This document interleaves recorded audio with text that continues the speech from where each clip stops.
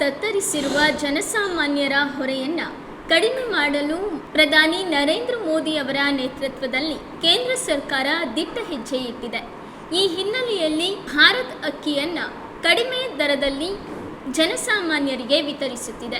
ರಿಪ್ಪನ್ಪೇಟೆ ಪಟ್ಟಣದ ಹಿಂದೂ ರಾಷ್ಟ್ರ ಸೇನಾ ಸಭಾಭವನದಲ್ಲಿ ಭಾರತ್ ಅಕ್ಕಿ ಪಡೆಯಲು ಸಾರ್ವಜನಿಕರು, ನೌಕರರು ಹಾಗೂ ಭಾರೀ ಸಂಖ್ಯೆಯಲ್ಲಿ ಗ್ರಾಮಸ್ಥರು ನೆರೆದಿದ್ದರು.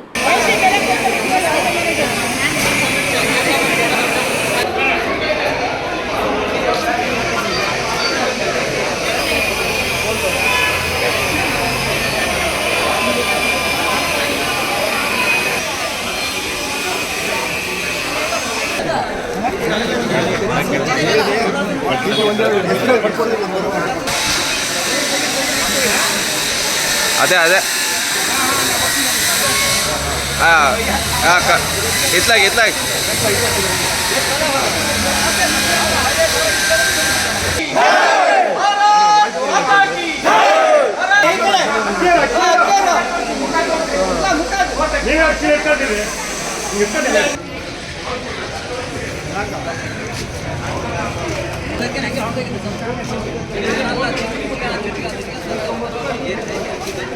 Thank you.